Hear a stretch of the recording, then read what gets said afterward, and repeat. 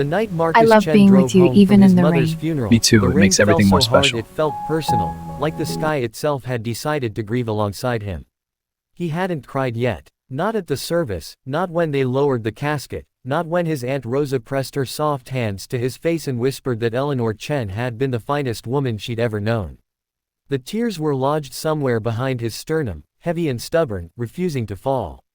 He almost missed her. She was standing at the edge of the highway on-ramp, drenched to the bone, a single garbage bag clutched to her chest like it contained everything she owned, because it did. She couldn't have been more than 60, maybe 65, with silver hair plastered flat against her forehead and shoes so worn the soles had separated at the toe, flapping open with each small shift of her weight. A piece of cardboard that had once said something was now a shapeless pulp in her hand. Marcus drove past her. He got exactly 40 feet before he stopped the car. He sat there in the dark, rain hammering the roof of his Civic, and he thought about his mother. Eleanor Chen had never once driven past someone standing in the rain. Not once in her entire 71 years on this earth. She used to say that God put people in your path on purpose, and ignoring them was the same as ignoring him. Marcus had rolled his eyes at that philosophy for most of his adult life. He wasn't sure he believed in God the way she did. But he believed in her. And she was gone now, and the least he could do, the very least, was try to be a fraction of the person she was. He reversed the car. Her name was Dorothy. Dorothy Haynes. She told him this in a voice that was steadier than it had any right to be, given that she was shaking so hard her teeth chattered between syllables. She'd been a librarian in Dayton, Ohio for 31 years. Her husband, Gene, had died 14 months ago. After that, the bills came like a flood she couldn't sandbag fast enough. The house went first. Then the apartment she'd downsized to. Her daughter lived in Phoenix and had 3 kids under the age of 5 and a husband who worked 2 jobs and an apartment with 2 bedrooms already bursting at the seams. Dorothy had not called her daughter. She had not wanted to be a burden. "Where are you headed?" Marcus asked. She was quiet for a moment. "I don't rightly know," she finally said. Marcus nodded slowly. He lived alone in a 3-bedroom house in Maplewood that felt like a museum of his own loneliness since his divorce 2 years ago. The guest room had been untouched so long he'd started storing old boxes in it. He thought about the drive home. He thought about walking into that empty house and sitting in the kitchen where his mother used to make tea every time she visited, and how there would be no one to make tea for anymore. "I have a guest room," he said. "It's nothing fancy." Dorothy looked at him the way people look at strangers who say unexpected things, searching his face for the catch, for the angle, for the fine print.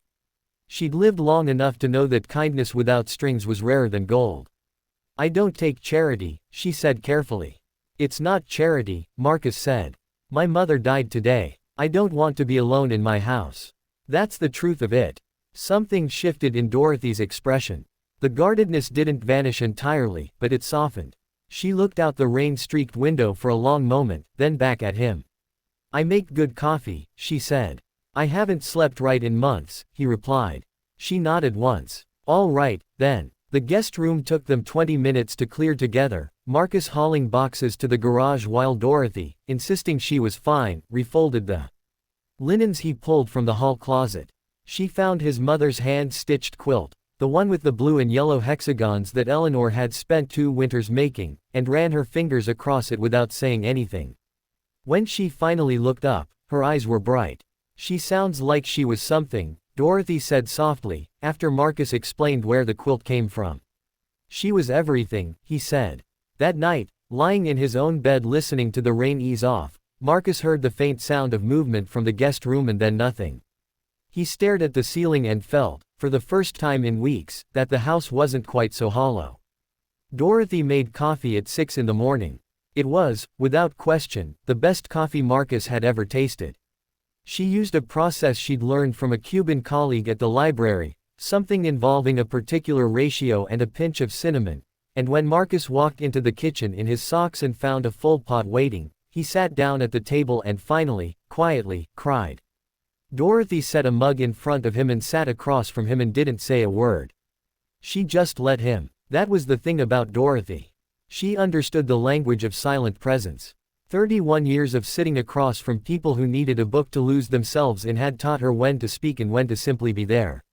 She stayed 3 days. That had been the unofficial understanding. Then 3 days became a week when a cold snap hit and Marcus's conscience wouldn't allow him to send a 63-year-old woman back into that weather. The week became 2 when Dorothy quietly organized his entire pantry and deep cleaned the kitchen and started leaving library books, borrowed from the branch 2 blocks away, where she'd charmed the staff within 48 hours, on his nightstand. Books she thought he needed. She was right every single time.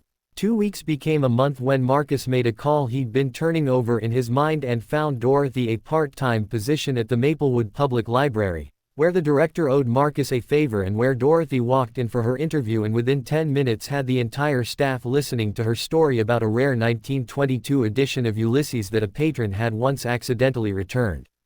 She started the following Monday. The conversation happened on a Sunday evening in March, 4 months after that rainy highway night. They were sitting on the back porch with mugs of Dorothy's coffee, watching the last of the winter release its grip on the yard, and Dorothy said, very quietly, "I've been saving. I think I can look for my own place soon." Marcus was quiet for a long moment. "What if you didn't?" he said. Dorothy looked at him. "This house has 3 bedrooms," he said.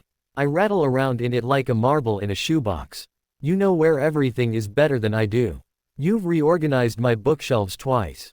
You correct my grocery list." He paused. "I think my mother would have loved you." Dorothy's eyes glistened. "Marcus, I'm not asking out of pity," he said firmly. "I'm asking because this house feels like a home again, and I didn't expect that, and I don't want to go back to what it was before." She was quiet so long that the first cricket of spring started up somewhere in the yard, a single tentative chirp testing the air. "I don't take charity," she said finally, the same words as that first night. "I know," he said. "That's not what this is." She nodded slowly. Then she looked out at the yard, where the grass was just beginning to remember it was supposed to be green. "I'll pay rent," she said.